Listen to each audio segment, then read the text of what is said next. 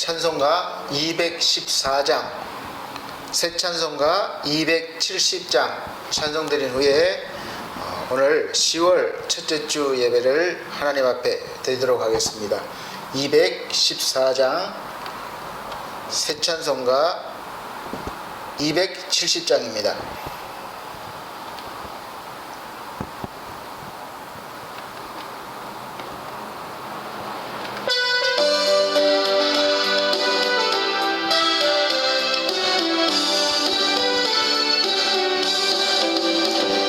찾는 주님의 사랑과 거룩한 보혈의 공로를 우리 다 찬양을 합시다.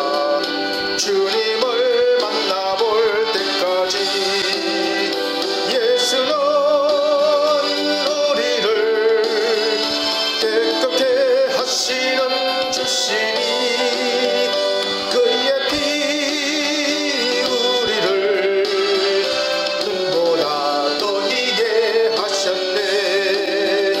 우리를 깨끗게 한 피는 무궁한 생명의 물일세. 생명을 구원한 친구들 하나님 찬양을 합시다. 예수는 우리를 깨끗게 하시는 주시니 그의 피 우리를 눈보다 더 희게 하셨네. 주님의 깨끗한 보혈을 날마다 입으로 간증해 담대히 싸우며 나가세. 천국에 들어갈 때까지 예수는 우리를 깨끗게 하시는 주시니 그의 피 우리를 눈보다 더 희게 하셨네. 십자가 튼튼히 붙잡고 날마다 이기며 나가세. 머리에 면류관 쓰고서 천국에 들어갈 때까지 예수는 우리를 깨끗게 하시는 주시니 그의 피 우리를 눈보다 더 희게 하셨네. 아멘. 다같이 묵도하심으로 오늘 10월 첫째 주 예배를 우리 하나님께 드리도록 하겠습니다. 묵도하시겠습니다.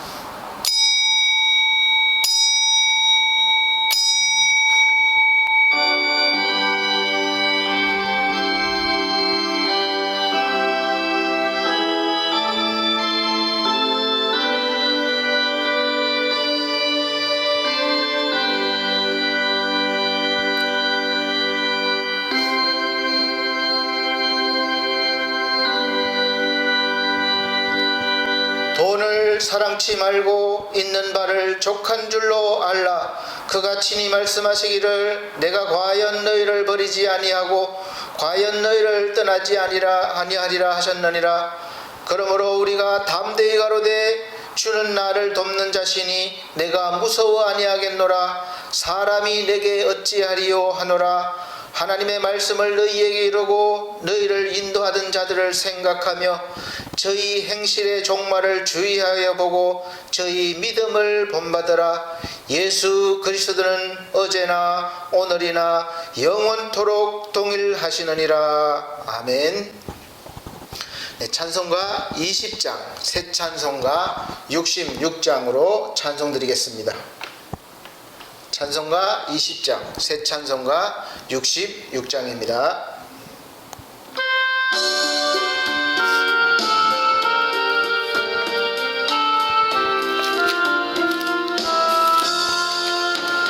다 감사드리세.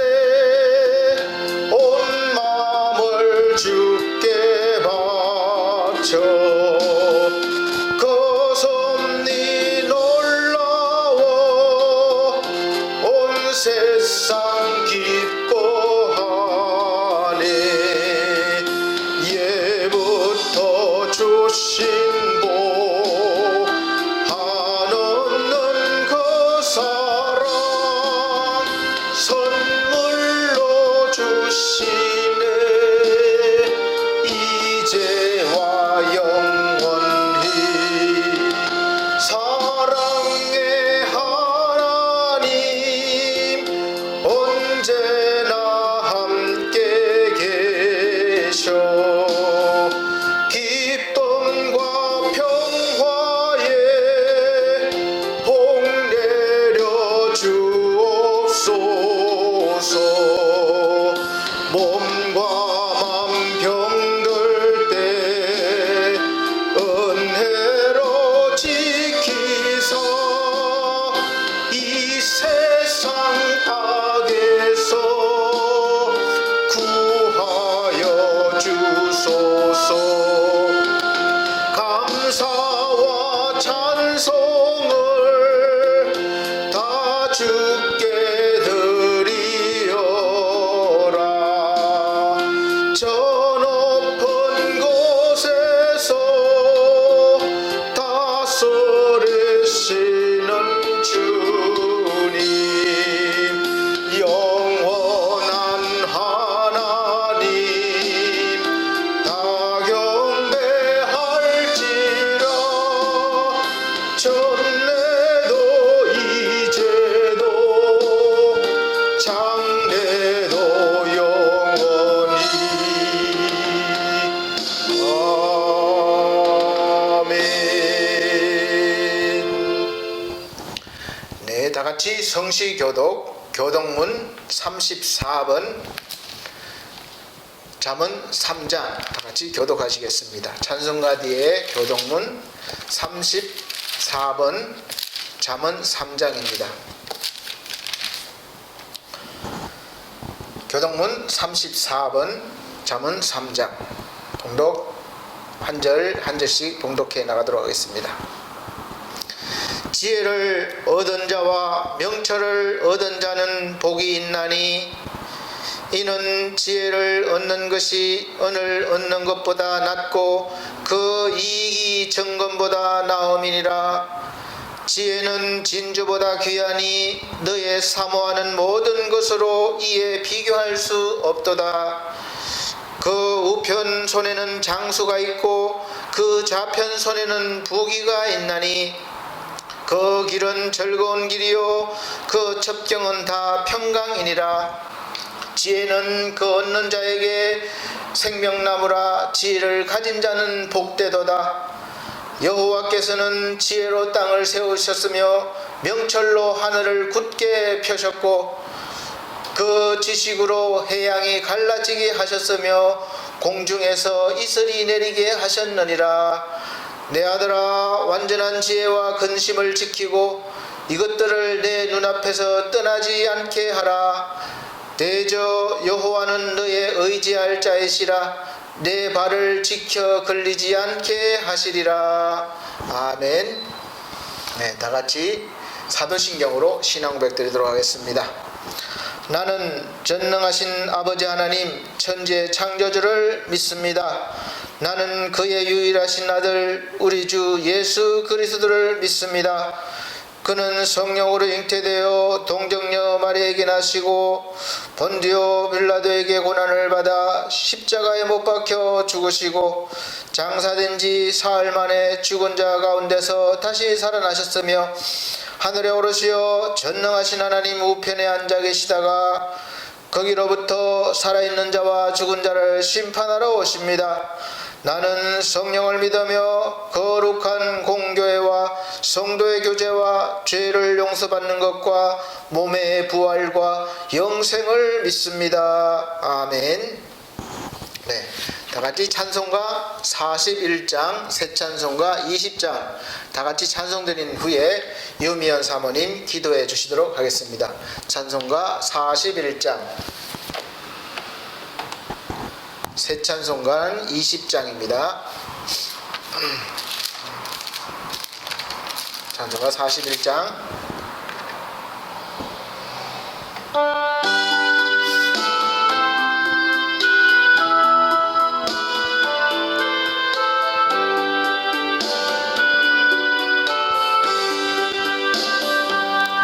건 영광 중에 계신 주 나 찬송합니다.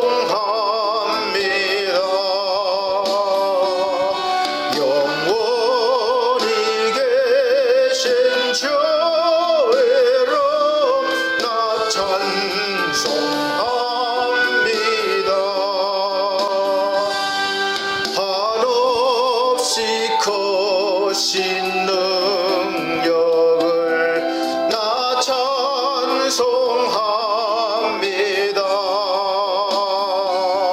참되고 미쁜 그냥 나 찬송합니다. 온 천지 창조하시던 그 말씀 힘이 있어 영원히 변치 않는 줄 나 믿사옵니다. 그 오류하신 주 음성 날 불러주시고 거품에 복 주시니 나 찬송합니다.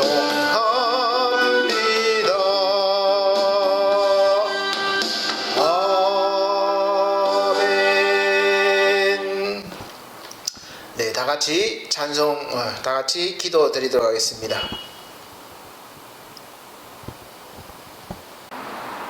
자, 기도 드리겠습니다. 사랑과 은혜가 풍성한 하나님, 한 주간도 험한 세상 가운데 저희들의 삶을 이끌어 주시고 붙들어 보호하여 주신 은혜를 감사드립니다. 아멘. 사랑하는 하나님, 2020년 코로나 위기 속에서 예수님의 구원의 십자가를 바라보면서 항상 감사하며 살아가야 하지만 저희들은 불평하며 두려워하며 위축된 마음으로 예배를 소홀히 할 때가 너무나 많음을 고백합니다. 하나님 아버지, 우리를 불쌍히 긍휼히 여겨시며 바이러스가 더 이상 확산되지 않고 그러한 가운데 우리가 예배의 본질을 회복할 수 있도록 인도하여 주옵소서. 반석교회와 속한 성도들의 가정과 반석 미디어와 엘피스 재가복지센터가 하나님 보시기에 아름다운 공동체가 될 수 있도록 인도하여 주시고 열방에 선교사로 나가 있는 선교사님들의 가정을 돌아보시고 필요를 따라 먹는 것으로 입는 것으로 불편함이 없도록 채워 주시옵소서. 추석 명절로 고향을 방문하고 돌아오는 차량들을 지켜주시고 일상으로 돌아와서 다시금 힘을 내어 살아갈 수 있도록 인도하여 주옵소서. 단위에 세우신 권두용 목사님 성령의 충만함과 건강으로 늘 지켜주시고 급변하는 어려운 시대에 하나님의 인도하심과 하늘의 권세와 능력으로 더하여 주옵시고 예배를 위하여 수고하는 봉사자들의 노고가 또한 헛되지 않도록 저들을 축복하여 주시고 저들의 삶 가운데 늘 항상 함께하여 주시옵소서. 우리의 말과 기도를 늘 항상 들어 응답하여 주시는 예수 그리스도의 이름으로 기도하옵나이다. 아멘.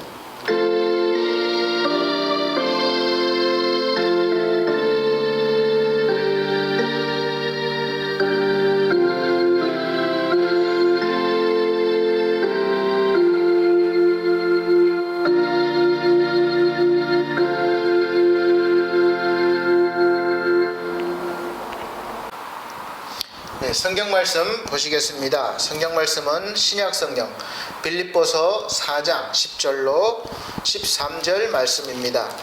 신약 성경 빌립보서 4장 10절로 13절 말씀 제가 봉독해 드리도록 하겠습니다. 빌립보서 4장 10절로 13절. 내가 주 안에서 크게 기뻐함은 너희가 나를 말을 생각하던 것이 이제 다시 싹이 나미니 너희가 또한 이를 위하여 생각은 하였으나 기회가 없었느니라. 내가 궁핍함으로 말하는 것이 아니라 어떠한 형편에든지 내가 자족하기를 배웠노니 내가 비천에 처할 줄도 알고 풍부에 처할 줄도 알아. 모든 일에 배부르며 배고픔과 풍부와 궁핍에도 일체의 비결을 배웠노라. 내게 능력 주시는 자 안에서 내가 모든 것을 할 수 있느니라. 아멘. 사랑하는 우리 성도님, 추석 연휴 기간을 지나면서 주일을 맞이하게 됐습니다. 모두 다 평안하셨고 또 추석 잘 보내고 계신지요?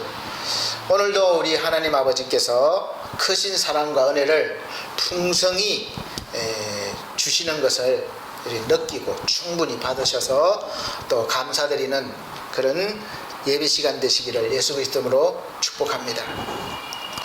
오늘 말씀의 제목은 오늘 바로 지금 여기에서, 오늘 바로 지금 여기에서란 제목으로 말씀을 전하겠습니다. 오늘 바로 지금 이 순간 우리 성도님들은, 여러분들은 행복하십니까? 우리나라 국민들의 행복 지수가 사실은 경제적으로 사는 그 수준에는 못 미치는 것 같아요. 높지를 못합니다. 보통 우리가 상식적으로 생각하면 부자 나라일수록 잘 산다고 생각하고 또 행복 지수까지 높다고 생각하는 경우가 많은데 잘못된 상식입니다. 우리가 부자를 잘 사는 사람이라고 말하는 것과 같아요. 잘 사는 것은 곧 행복하게 사는 것을 말하는 것인데 부자라고 꼭 행복하게 사는 것은 아니기 때문에 부자, 잘 사는 사람과 연결시키는 것은 좀 잘못된 상식이라고 봐야 되겠죠.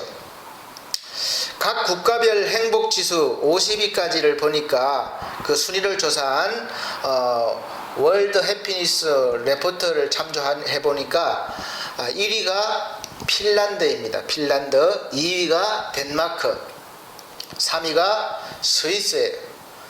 사실 우리가 세계 지금 최강대국이라고 할 수 있는 미국과 중국, 그래 중국은 어느 정도 수준이 되겠습니까? 미국은 보니까 무려 18위, 중국은 보이지가 않습니다. 그리고 우리가 살고 있는 이 대한민국은 몇 위가 되겠습니까? 한참 뒤에 61위라고 되어 있습니다.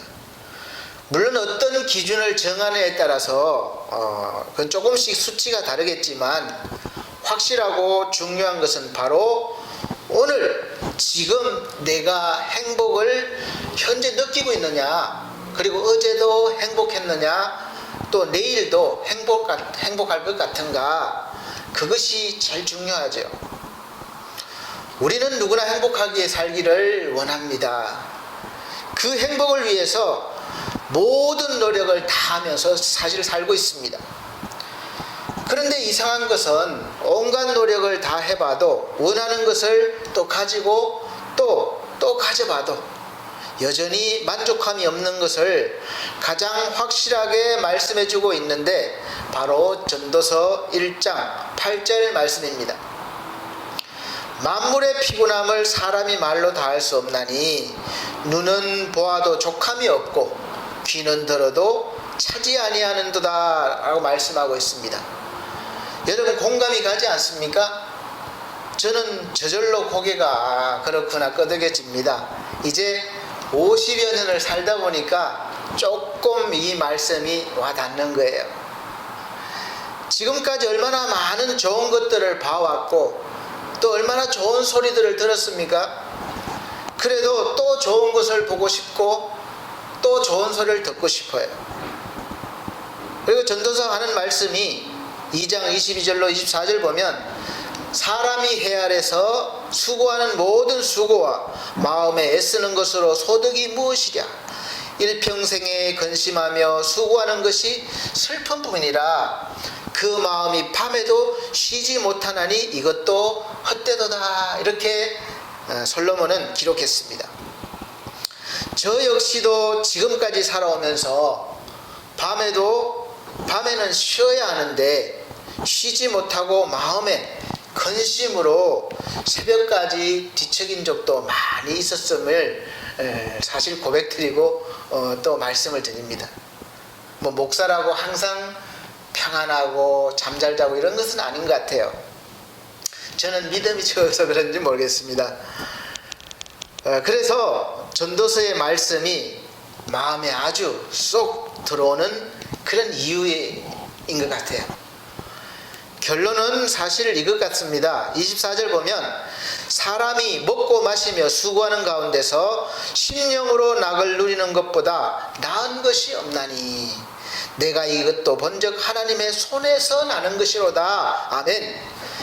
계속 13절 말씀에 사람이 먹고 마시는 것과 수고함으로 낙을 누리는 것이 하나님의 선물인 줄 또한 알았도다 라고 말씀하고 있습니다. 어쩌면 구구절절이 이렇게 마음에 쏙 와 닿는지 모르겠어요. 저만 그렇습니까? 우리가 누려보고 얻으려고 그렇게 애쓰는 것들을 거의 대부분 다 가져보고 누려본 이 솔로몬이란 사람이 결국은 깨달은 것이 바로 깨달은 것을 기록해 놓은 것이 바로 전도서 말씀입니다. 그래서 시작하면서부터 전도자가 가로되 말씀하고 있습니다. 그래서 헛되니 모든 것이 헛되도다 라고 시작하고 있어요. 이 말씀을 할 수 있는 것은 다 해봤기 때문에 할 수 있는 겁니다. 그리고 이 전도서 마칠 때에 그 인생의 답을 내놓는데 바로 12장 13절에 모든 일의 결국을 다 들었으니 하나님을 경외하고 그 명령을 지키라. 이것이 사람의 본분이다. 이렇게 결론을 내고 하나님께서 선악간에 심판하신다고 경고하면서 전도서를 마치고 있습니다. 결혼한 지 좀 된 친구들 부부 모임이 있었습니다. 아내들이 이야기해요. 너는 남편이 자상하고 널 예뻐해줘서 행복하겠다. 그러니까 한 친구가 얘는 무슨 말을 그렇게 돈을 벌어야지 행복하지. 그러자 또 한 친구가 다른 친구에게 너는 남편이 사업도 잘하고 사업도 크게 하고 돈도 잘 벌고 너한테 잘해준다면서 행복하겠다. 그렇게 말하는 거죠. 그래서 이 친구가 하는 말이 얘는 무슨 소리를 그렇게 하냐? 돈만 잘 벌어다 주면 다냐? 그렇게 말하는 거예요. 여러분 우스갯소리 같지만 현실적으로 비슷한 그런 생각을 하고 산다고 생각합니다. 많은 사람들이 그렇게 주어진 삶에 대해서 행복해하지 못하면서 만족해하지 못하면서 살고 있다는 거예요. 마치 사마리아 우물가에서 예수님이 만난 여인처럼 남편을 여러 더 받지만 결국은 목말라서 우물을 찾게 되는 그런 삶을 사는 것이 우리 인생이라고 볼 수 있죠. 우리는 다른 동물들하고는 달라서 배부르고 환경만 좋으면 행복해지는 것이 아니라 우리 속에 있는 그 영혼의 공간, 마음의 공간까지 채워져야 행복하다고 느끼는 아주 특별한 하나님의 창조물입니다. 우리 인간이 그래서 그래요. 그래서 우리의 마음에 있는 그 공간을 채우는 것은 다른 무엇으로도 할 수 없습니다. 오직 하나님밖에 할 수 없어요. 그 어떤 것으로도 채워지지 않습니다. 그래서 하나님이 그 속에 없는 사람은 끊임없이 무언가를 채우려고 하는 거예요. 그 채우려는 탐욕은 곧 우상이 되어버렸습니다. 성경에서도 탐욕은 우상숭배라고 말씀하고 있어요.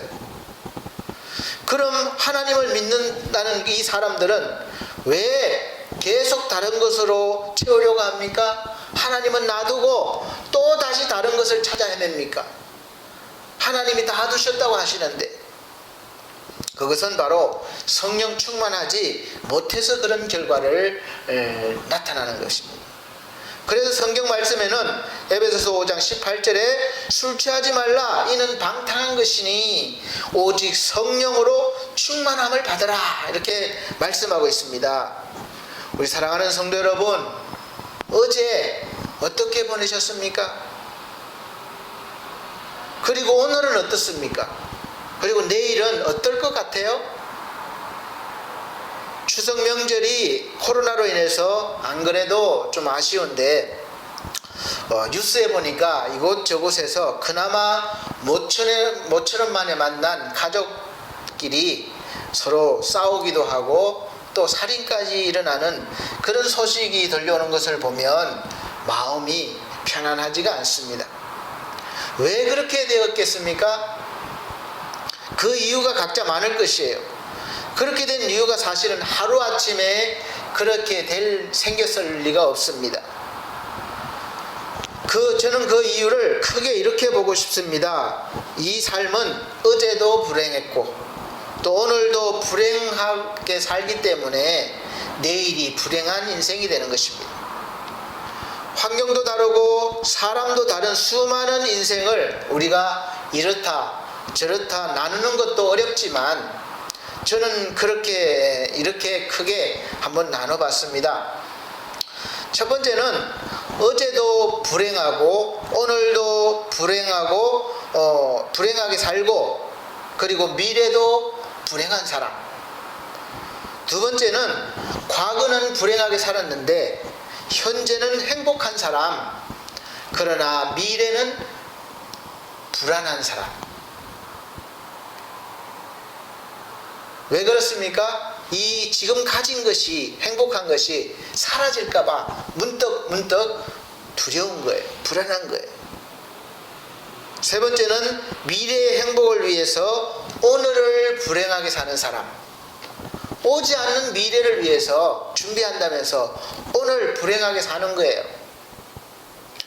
오늘 행복하지 않기 때문에 내일 행복을 위해서 참고 사는 것이죠. 네 번째는 어제도 행복했고 오늘도 행복하고 내일도 행복한 사람. 그래서 이런 부류의 삶을 사는 사람들을 이렇게 정리해 봤습니다. 첫 번째, 어제도 불행하고 오늘도 불행하게 사는 사람, 그리고 미래도 불행한 사람. 이런 사람이 누구겠습니까? 항상 현실에 불평하고 그런 삶을 사는 사람입니다. 가장 대표적으로 소개하고 싶은 사람들이 바로 애굽에서 탈출해서 광야에서 죽은 출애굽한 이스라엘 백성 1세대들이라고 볼 수 있습니다. 이들은 애굽에서 나라도 없이 종살이 하느라고 불행한 삶을 살았고, 또 애굽을 탈출한 후에도 끊임없이 원망하고 불평하면서 불행한 삶을 살다가 하나님이 약속하신 미래의 젖과 꿀이 흐르는 그런 가나안 땅을 바로 눈앞에 두고도 밟지 못하고 광야에서 죽은 미래도 불행한 사람이 되었습니다. 이것을 두고 우리나라 속담에 그림의 떡이란 말이 딱 맞는 것 같아요. 배가 고플 때 보는 그림의 떡은 너무 맛있을 것 같습니다. 그러나 그 그림의 떡으로는 배를 채우지를 못합니다. 직접 먹어야 하는 거죠. 가나안 땅이 하나님의 약속의 땅이고 또 아무리 젖과 꿀이 흐르는 땅이지만 들어가서 누리지 못하면 아무것도 아닌 거예요. 우리가 그 땅을 차지하기 위해서 광야 생활을 참고 인내한 것이 무슨 소용이 있겠습니까? 우리가 하나님을 믿으면서 천국이 얼마나 좋은지, 하나님이 얼마나 좋으신 분인지 알고 있습니다. 그런데 그 하나님을 살면서 전혀 누리지도 못하고 살다가 천국을 눈앞에 두고 들어가지 못한다면 이 인생이 얼마나 불행한 인생이 되겠습니까? 사랑하는 성도 여러분, 가족은 정말 소중하고 사랑하고 사랑받아야 될 대상이고 또 하나님이 맺어주신 아주 특별한 인연입니다. 그런데 그 가족을 사랑하고 또 사랑받고 누리지 못한다면 그 인생이 행복하겠습니까? 여러분 중에 혹시라도 자신의 과거가 불행했다고 생각하고 환경을 탓하고 부모님이나 형제 자매를 원망하고 계시는 분은 안 계십니까? 지금도 여전히 그런 마음이라면 속히 빨리 그 마음과 생각을 바꾸지 않으면 미래도 불행한 인생이 될 것입니다. 어제 불행했고 오늘도 불행하고 또 불행하다고 생각하는 사람에게 내일의 행복은 오지 않는 거예요. 그냥 환상, 꿈일 뿐입니다. 잡히지 않는 무지개예요. 그래서 하나님께서는 그 불행한 인생을 끝내게 해주시려고 오늘도 말씀하고 계십니다. 이사야 55장 7절 말씀에 보면 악인은 그 길을 불의한 자는 그 생각을 버리고 여호와께로 돌아오라. 그리하면 그가 긍휼히 여기시리라. 우리 하나님께로 나오라. 그가 널리 용서하시리라. 아멘. 어제도 불행한 인생을 살았고 오늘도 불행하다고 생각하는 분들은 분명히 내일도 불행할 것입니다. 그러므로 속히 그 불행으로 가득 찬 이 생각을 버리고 하나님께로 나오면 하나님께서 그 속에 새로운 생각, 새로운 것을 넣어주십니다. 바꿔주실 거예요. 하나님이 들어오시면 나도 모르게 바뀝니다. 악한 생각이 선한 생각으로 바뀌는 거예요. 불행했던 생각이 복된 생각으로 바뀌는 거예요. 그러면 그때부터 불행이 떠나가고 이 행복이라는 씨가 심어졌고 또 싹이 나고 자라는 인생이 돼서 나중에는 그 행복의 열매를 먹을 수 있는 인생이 됩니다. 그 열매를 일찍 먹을 수도 있고 나중에 먹을 수도 있지만 어쨌든 하나님께서는 여러분의 생각을 바꿔주셔서 오늘 행복하다고 생각하게 하실 것입니다. 살만한 인생이라고 생각하게 하실 것이에요. 두 번째는 과거는 불행하게 살았는데 현재는 행복한 사람, 그러나 미래가 불안한 사람. 이런 사람의 비유는 마태복음 13장에 보면 씨 뿌리는 사람에 대해서 비유로 말씀하고 있습니다.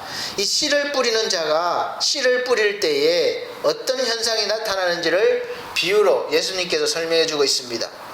그야말로 아무것도 없는 곳에 씨가 뿌려졌어요. 나에게 없었는데 좋은 곳이 오면 뭔가가 이루어지면 너무 행복합니다.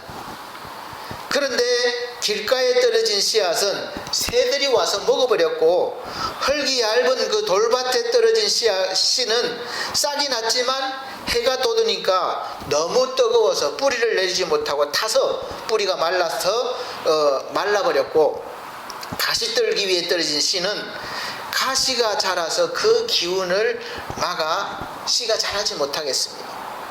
그 해석을 주님은 이렇게 하셨습니다.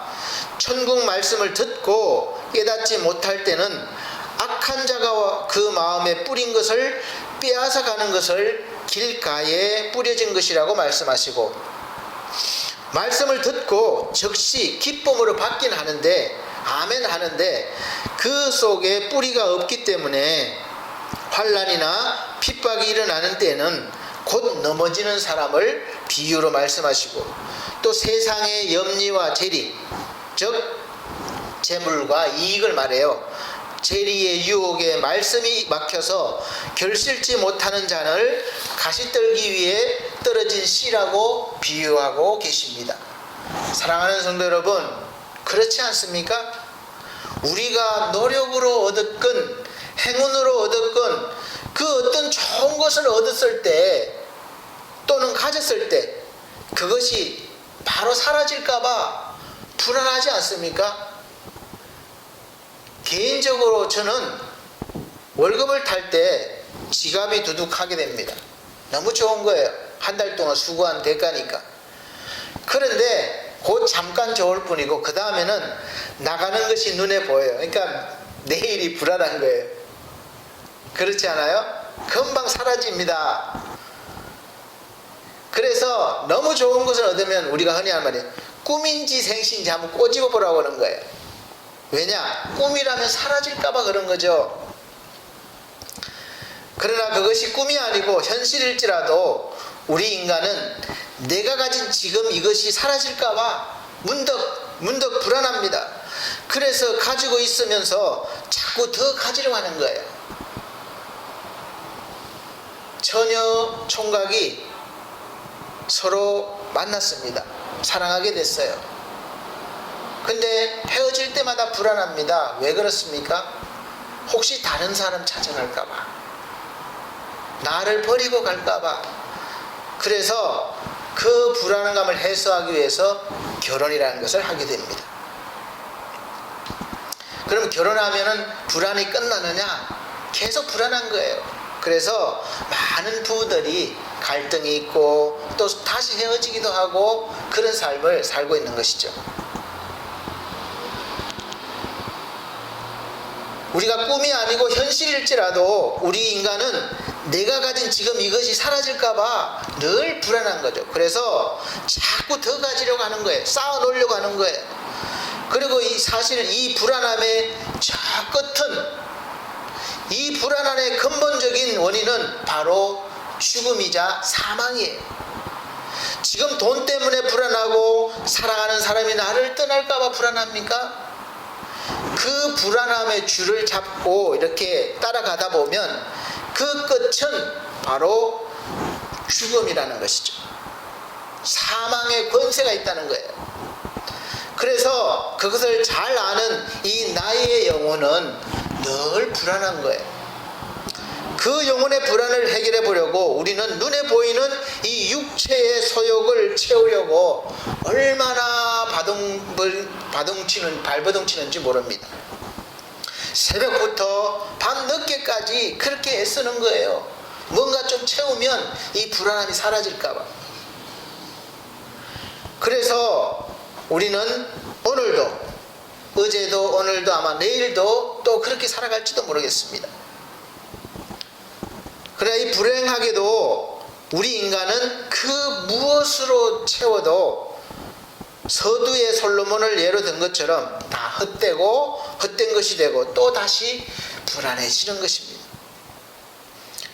인생을 살면서 근심, 걱정, 염려, 이 스트레스를 받지 않고 살 수는 없지만 빨리 내려놓는, 그러니까 맡기는 방법을 배워서 내려놓지 않으면 갈수록 문제가 생기는 거예요. 저도 어느 때인가 스트레스가 너무 많고 쌓여서 막 어지럽고 메스껍고 이런 증상이 있었습니다. 새벽에 일어나면.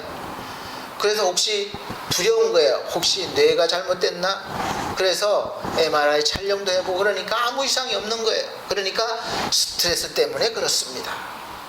그래서 좀 있다가 그 스트레스 원인을 아예 차단하고 해버리니까 그 증상이 없어지는 거예요. 그러니까 이 염려, 걱정, 스트레스, 그것이 이렇게 무서운 겁니다.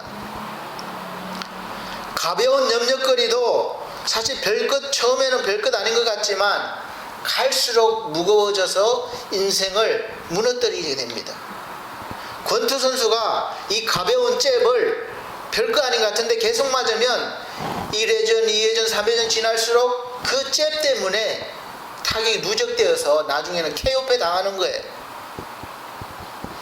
여러분, 이 컵이 무거워 보입니까? 그래서 우리가 컵이 필요할 때 들고 또 내려놓으면 별로 나에게 타격을 주지 않습니다. 그런데 여러분 보세요. 이 가벼운 컵도 1시간 들고 있어 보세요. 2시간 들고 있어 보세요. 하루 종일 들고 있어 보세요. 어떻겠습니까? 아마 이 팔에 엄청난 데미지가 올 거예요.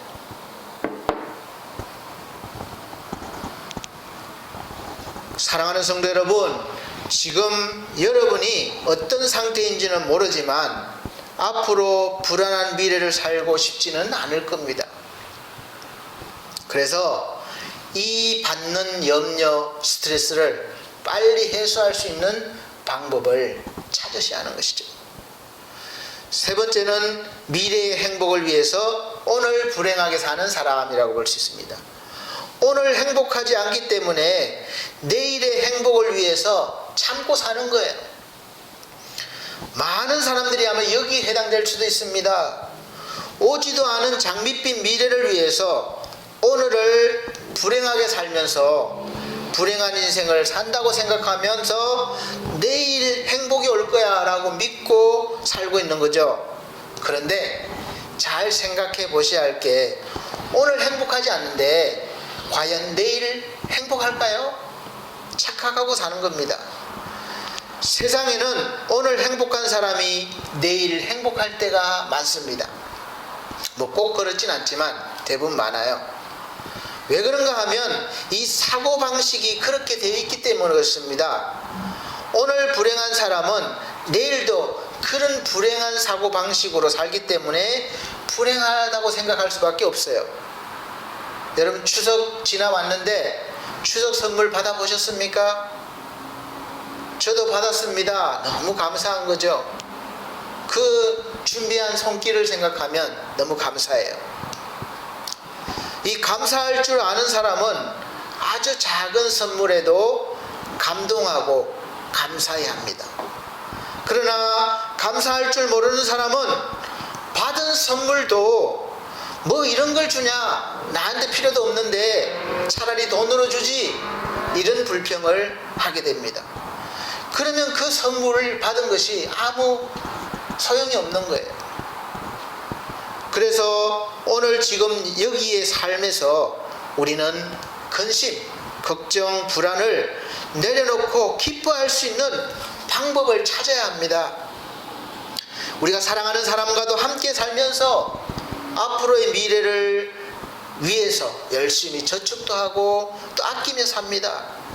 그렇게 살지만 그렇게 살면서 오늘 서로 불편한 것 때문에 원망하고 다투고 그렇게 살면 아무리 장밋빛 미래를 우리가 계획하고 그 미래를 향해 나간다 할지라도 행복한 삶이 되겠습니까?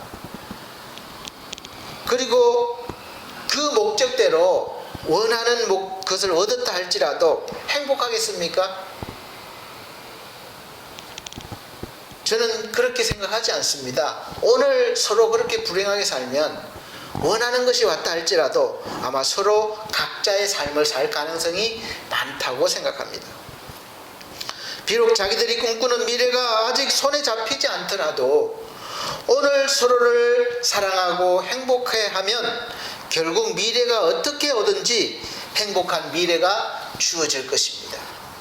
그래서 네 번째는 어제도 행복했고 오늘도 행복하고 내일도 행복할 사람. 이런 사람이 누구겠습니까? 바로 주 안에서 사는 사람, 확실한 부활의 신앙으로 미래의 두려움을 의대로 채운 사람이라고 할 수 있습니다. 사도 바울같이, 요셉같이 지나온 삶을 원망이나 불평이 없어요. 늘 주어진 삶에 하나님이 함께 하심을 감사하면서 미래를 열어가는 사람입니다. 지금 그 방법을 알려주고자 이 자리에서 설교하고 있는 것입니다. 그 해답을 바로 오늘 솔로몬이 말씀해주고 있습니다. 솔로몬이 그 해답으로 사람은 본분을 알아야 한다라고 했습니다. 우리의 본래의 직분, 본래의 그 책임과 의무는 무엇입니까? 웨스트민스터 신앙고백서 소요리 문답 1조에 보면 사람의 제일 되는 목적이 무엇입니까? 이렇게 질문이 있는데 대답은 사람의 제일 되는 목적은 하나님을 영화롭게 하고 영원토록 그를 즐거워하는 것입니다. 이렇게 대답이 되어 있습니다. 이 사람의 본분을 알아야 하는데 이 사람의 본분은 바로 하나님을 영화롭게 하고 그를 즐거워하는 거예요. 그래서 솔로몬은 하나님을 경외하고 그 명령을 지키는 것이라고 전도서 12장 13절 말씀하고 있습니다. 하나님의 말씀을 지킬 때 기쁘거든요. 행복하거든요. 그리고 계속해서 하나님이 선악간에 심판하실 분이라는 것을 알려주고 있습니다. 하나님의 심판대 앞에서는 그 설 수 있는 사람들은 모두가 다 죽음뿐이기 때문에 사망이 되는 거죠. 그런데 이 죽음, 사망의 권세에서 자유롭게 해주는 은혜가 주어졌는데 바로 예수 그리스도를 믿는 겁니다. 이 예수 그리스도를 믿는 사람은 하나님의 심판대 앞에 서지 않는다는 거예요. 심판을 받지 않는다는 거예요. 그러니까 자유로워진 거죠. 죽음에서 자유로워진 겁니다. 그래서 예수께서 곧 요한복음 14장 6절의 말씀 보면 내가 곧 길이요 진리요 생명이다 라고 말씀하셨습니다. 그리고 요한복음 8장 32절 말씀에 계속해서 진리를 알지니 진리가 너희를 자유케 하리라. 본인이 진리인데 이 예수께서 자유하게 해주겠다는 거예요. 죄로부터 사망으로부터 우리를 옥죄고 있는 그 근본적인 원인으로부터 해방시켜 주시겠다는 거예요. 자유하게 해주시겠다는 거예요. 그래서 이 말씀을 믿는 사람, 곧 예수께서 예수 그리스도를 믿는 자에게 사망의 권세에서 이기고 영원한 생명을 주시고 참된 길로 인도하시겠다는 것을 믿는 사람은 이제 이 모든 두려움에서 해방된다는 거예요. 할렐루야. 자유하게 됐다는 겁니다.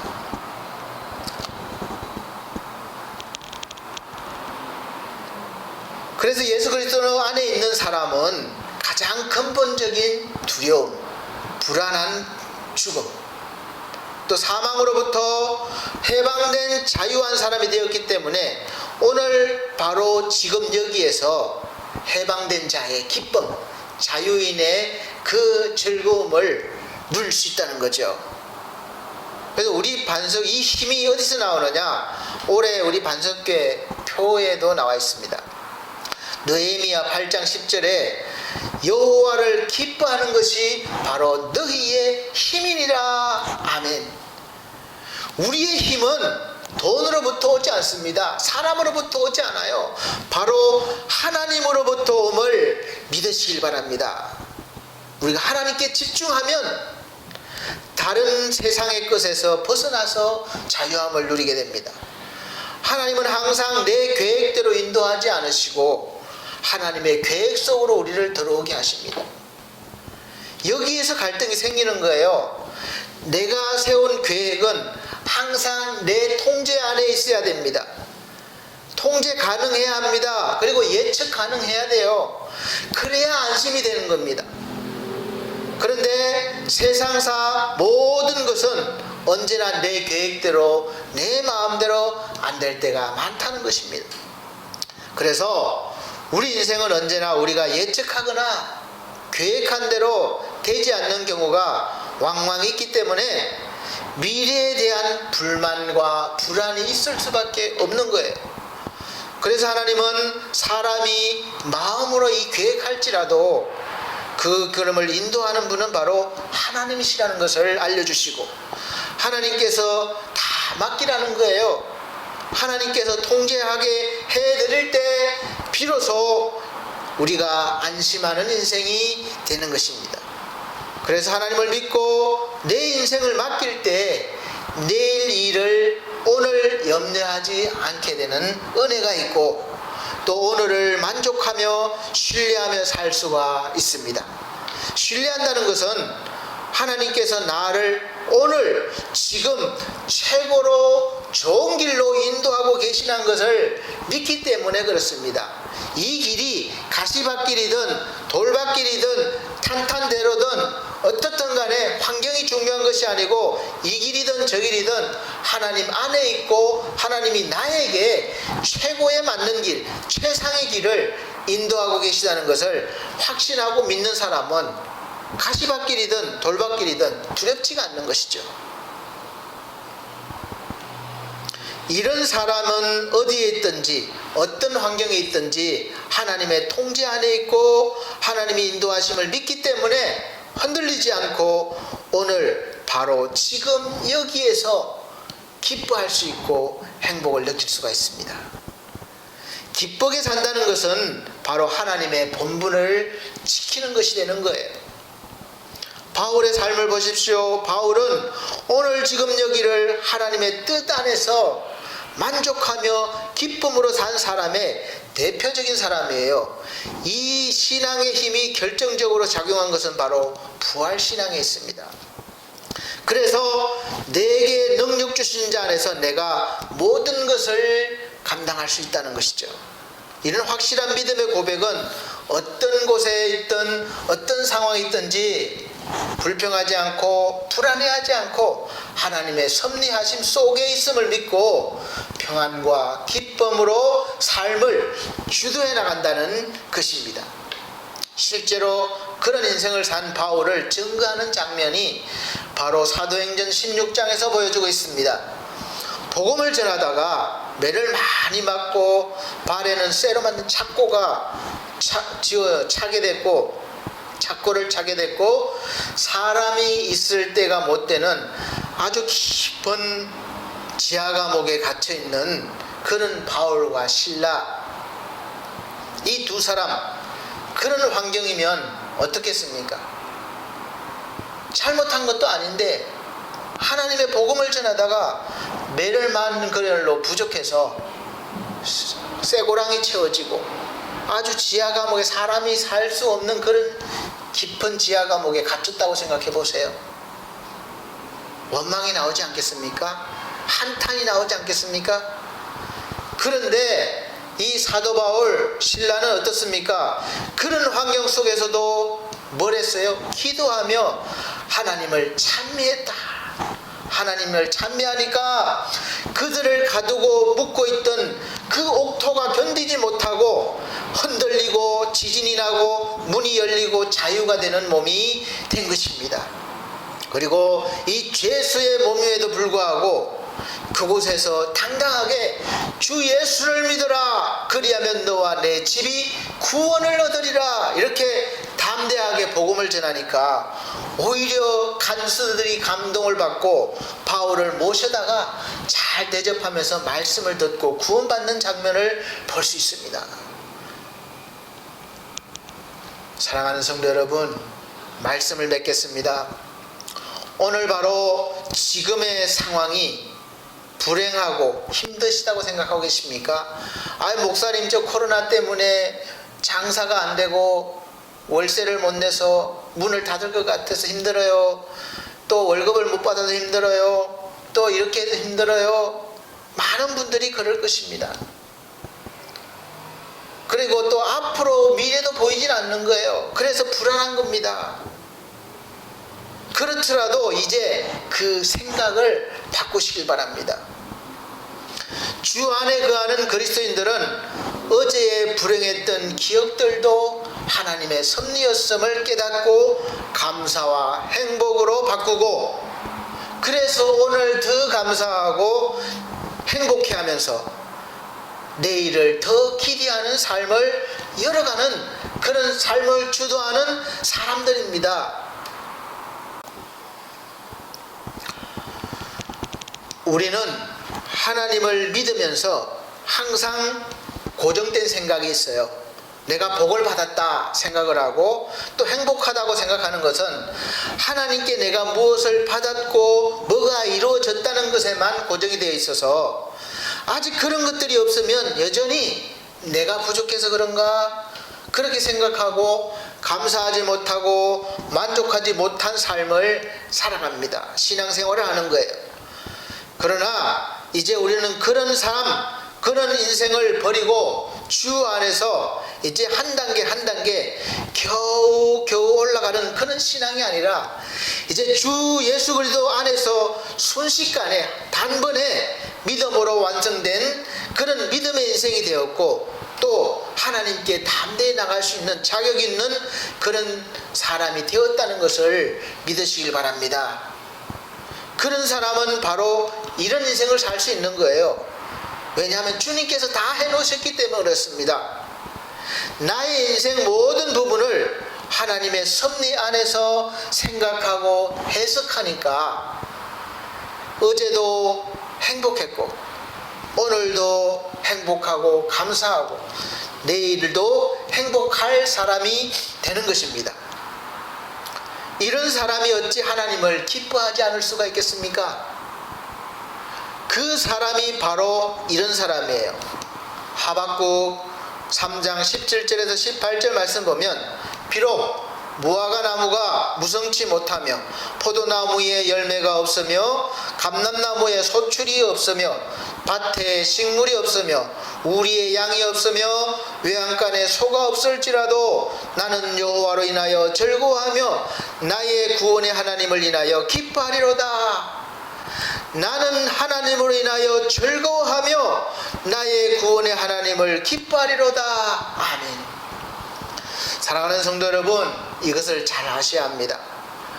어제 내가 원하는 것을 가지지 못했기 때문에 불행한 것이 아니고 오늘도 못 가졌기 때문에 불행하고 내일이 불안한 것이 아닙니다. 그런 인생이 된 것은 바로 하나님이 없는 인생을 살았기 때문에 그런 거예요. 그래서 하나님이 나의 인생의 주인 되시는 것을 믿고 받아들인 사람은 이제 그런 것들이 다 없을지라도 오늘 하박국처럼 뭐가 없고 없을지라도 하나님을 인하여 하나님 때문에 즐거워하며 나를 심판에서 벗어나게 해주시고 구원해 주신 나의 구원의 하나님을 인하여 기뻐하는 그런 인생을 살게 될 줄로 믿으시기 바랍니다. 이 사람만 그런 것이 아니라 바로 저와 여러분도 그런 인생을 살 수 있는 것입니다. 이런 사람에게 어찌 행복한 미래가 열리지 않겠습니까? 이 행복은 하나님으로부터 오는 것이기 때문에 그 누구도 그 어떤 것도 빼앗을 수가 없습니다. 그래서 사도 바울은 이렇게 확실하게 말했어요. 로마서 8장 33절에서부터 보면 누가 능히 하나님의 택하신 자들을 송사하리요 의롭다 하신 이는 하나님이시니 누가 정죄하리요 죽으실 뿐만 아니라 다시 살아나신 이는 그리스도 예수시니 그는 하나님 우편에 계신 자요 우리를 위하여 간구하시는 자시니 누가 우리를 그리스도의 사랑에서 끊으리요 환난이나 공고나 핍박이나 기근이나 적신이나 위험이나 칼이랴 기록된 바 우리가 종일 주를 위하여 죽임을 당게 되며 도살할 양같이 여김을 받았나이다 함과 같으니라. 그러나 이 모든 일에 우리를 사랑하시는 이로 말미암아 우리가 넉넉히 이기느니라. 아멘.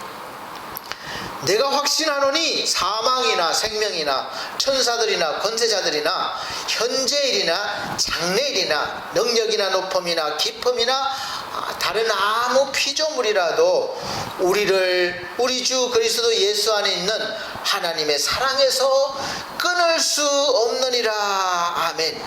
여러분, 하나님의 사랑에서 그 어떤 것도 끊을 수 없다는 것이에요. 사랑하는 성도 여러분, 예수 그리스도를 믿는다는 특권이 무엇입니까? 예수 믿고 병 고침 받는 것인가요? 예수 믿고 부자가 되는 것입니까? 예수 믿고 자기가 원하는 학교에 진학을 하고 회사에 들어가는 것입니까? 그런 것들을 의지하지 마시기 바랍니다. 그런 것들은 예수 믿는 사람들에게 부수적으로 따라오는 거예요. 그리고 일반 사람들에게 주어질 수 있는 그냥 일반 은혜입니다. 그리고 그것들은 늘 불안을 줍니다. 그래서 의지할 대상이 안 되는 거예요. 이 부수적인 것들은 따라올 수도 있기 때문에 거기에 집중하는 사람은 마치 거친 풍랑을 항해하는 배와 같은 그런 인생을 살아가고 있습니다. 언제나 흔들리는 불안한 삶을 사는 것이죠. 우리 그리스도인의 특권은 언제나 하나님께서 동행해 주시겠다는 것이고 사랑해 주시겠다는 것입니다. 그 확신이 있는 사람이 바로 어제도 행복했고 오늘도 행복하고 내일도 행복할 사람입니다. 사랑하는 우리 성도 여러분, 오늘 바로 지금 여기에서 목사님 내일요 목사님 이 문제만 해결되면요 그것이 아닙니다. 바로 오늘 지금 여기에서예요. 그리고 여기에서 시작되는 것입니다. 바로 지금 여기에서 그런 특권을, 그런 은혜를 받았다는 것을 확신할 수 있는 믿음을 우리 하나님께서 주시기를 예수 그리스도 이름으로 축복합니다. 여러분의 불행했던 과거, 오늘 불행한 것, 내일 불행할 것 이미 예수 그리스도께서 다 해결해 주시고 우리를 완전히 새로운 존재가 되게 해 주셨음을 믿으시길 바랍니다. 그러므로 이제 더 이상 그리스도 안에 있는 자에게는 불행이란 단어는 존재하지 않는 거예요. 없어진 것이에요. 이것을 믿으시기 바랍니다. 왜 그렇습니까? 모든 것이 주 안에 있기 때문이고, 그리고 주님의 전능하심을 믿기 때문에 그렇습니다.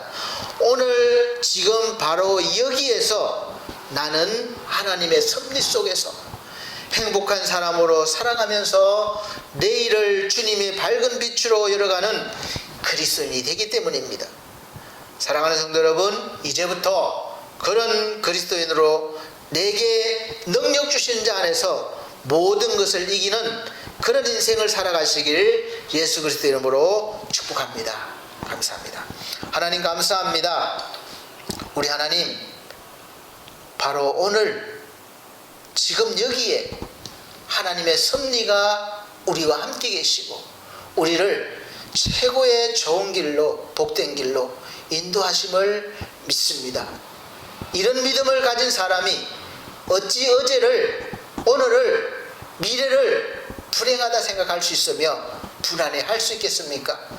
모든 것은 오직 주의 능력의 손안에 있음을 믿고 우리가 오늘도 능력 주시는 자 안에서 모든 것을 감당하며 이루어낼 수 있다고 믿습니다. 우리 하나님, 날마다 그런 믿음을 가지고 살아가게 하여 주시옵소서.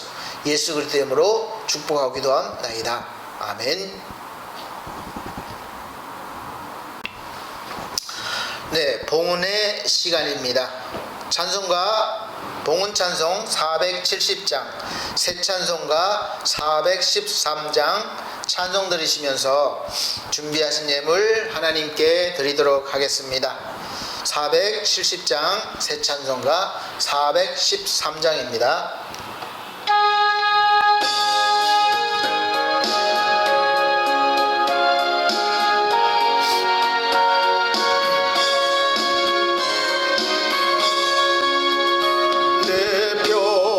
평생에 가는 길 순탄하여 늘 잔잔한 강 같은 집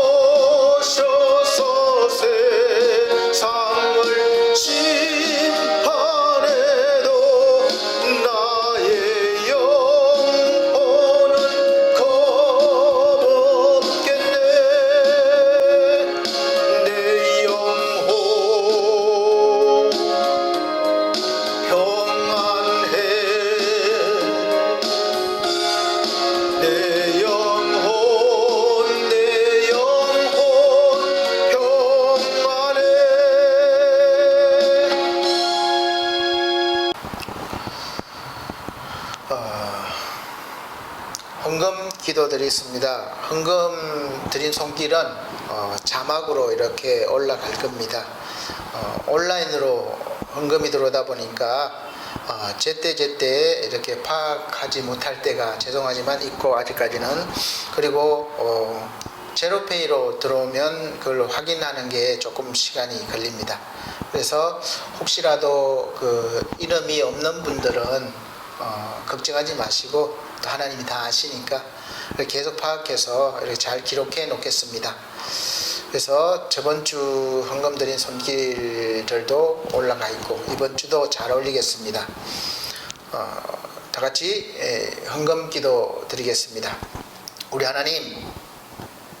하나님께 예물 드립니다. 11조 예물과 감사 예물, 그리고 또 특별 예물, 건축 예물, 여러 가지 예물 드렸습니다. 또 이사 감사 예배 예물 드렸습니다. 우리 주님 마음의 소원을 가지고 드린 예물도 있을 것입니다. 우리 하나님 일일이 기억하시고 귀한 손길들 하나님을 풍성히 느끼며 살아갈 수 있는 복을 허락하시고, 모든 삶 가운데 능히 능력 주시는 자 안에서 감당하며 이루어가며 하나님께 영광 돌리는 그런 삶을 살 수 있는 능력과 믿음과 권세를 더하여 주시옵소서. 직장과 사업과 가정에 주님의 평화가 함께 하시며 늘 섭리하심을 느끼며 살아가게 도와주옵소서. 우리 주님 감사합니다. 이 예물이 쓰이는 곳에 하나님의 오병이의 기적이 나타나서 교회가 복음을 잘 증거하며 또 듣는 영혼들이 살아나는데 쓰임받을 수 있는 그런 귀한 예물 되게 하여 주시옵소서. 예수 그리스도의 이름으로 축복하고 기도하옵나이다. 아멘. 교회 앞에 광고 드리겠습니다. 우리 교회는 아직까지 안타깝게 온라인 예배를 드리고 있습니다. 매주 11시에 동영상을 통해서 시청하시면서 예배를 함께 드리기를 소원합니다. 예배 드릴 때 미리 마음을 준비하시고, 옷도 비록 이 동영상이지만 하나님 앞에 드리는 것이니까 잘 차려입으시고, 또 환경도 깨끗하게 정리해 주시고 이렇게 드리시면 새로울 것입니다. 또 하나님이 이미 함께 하시는 것이니까 예배를 통해서 하나님을 풍성히 느끼시고 함께 계시는 그 은혜를 누려보시기 바랍니다. 그리고 핸드폰으로도 사실 이 TV하고 연결할 수 있습니다. 연결잭만 있으면 화면을 크게 보실 수가 있습니다. 기계마다 조금씩 다르지만 보실 수가 있습니다. 그래서 코로나 바이러스 감염 확산에 적극적으로 동참해 주시기를 바랍니다. 그래서 추석 연휴 조심스럽게 나머지 시간 보내시기 바랍니다. 이렇게 하다 보면 시끄러운 음악 소리가 좀 녹음이 되는데 죄송하게 생각드리고, 이제 준비해 가고 있습니다. 또 방음이라든지 또 마이크라든지 교체해서 좀 더 좋은 화질과 그리고 이 녹음을 해서 예배에 집중하실 수 있도록 그렇게 하도록 하겠습니다.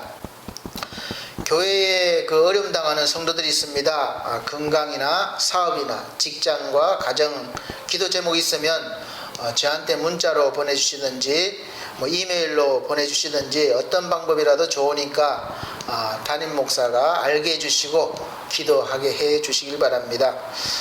계속 기도하고 있는 우리 차을분 권사님 건강 위해서, 또 최이주 성도, 지상준 성도, 또 이 근오출 귀한 영혼 또 질병과 연약함에서 해방되어서 이미 하나님께서 건강 주시고 또 하나님께 영광 돌리며 살게 해달라고 기도해 주시기 바랍니다. 또 이미 하나님이 주셨음을 믿음으로 누릴 수 있는 그런 은혜가 있으시기를 기도해 주시기 바랍니다. 그리고 반석 미디어교회와 계속해서 우리 엘피스 홈케어 프로그램 작업을 해주시는 우리 김성건 브레피 대표님께 항상 빠지지 않고 기도해 주시기 바랍니다. 하시는 사업과 가정에 하나님의 구원하심과 형통의 복이 임하시기를 기도해 주시기를 바랍니다.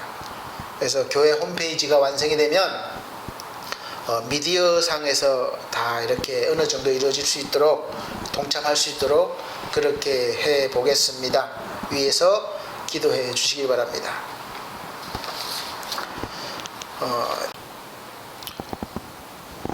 다 같이 결단의 찬송 61장, 찬송가 61장, 새 찬송가 54장 드리신 후에 축도로 예배를 마치도록 하겠습니다.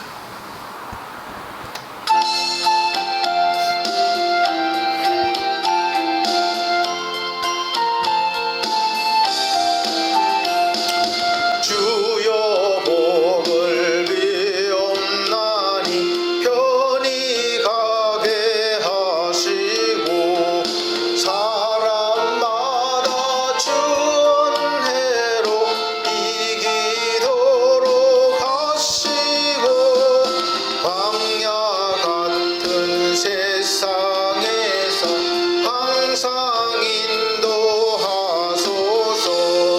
주의 복된 말씀 듣고 무한 감사합니다. 구원받은 주의 성도 열매 맺게 하시며 하나님이 우리 함께 항상 계시옵소서. 아멘.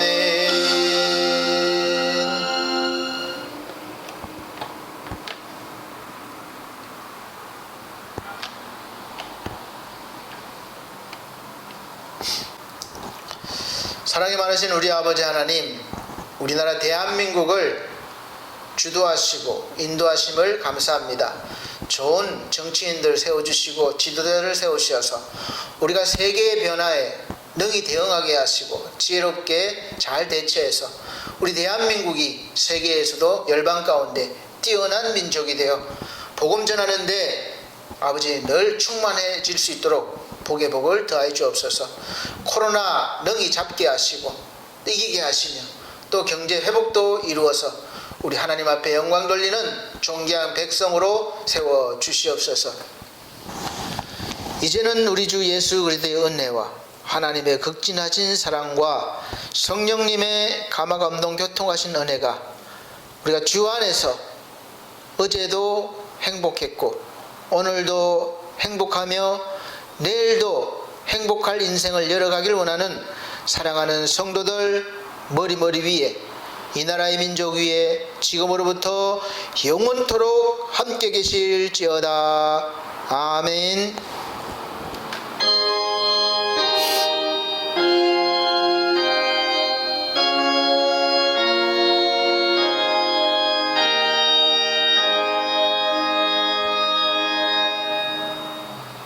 감사합니다. 하나님께 영광 돌립니다.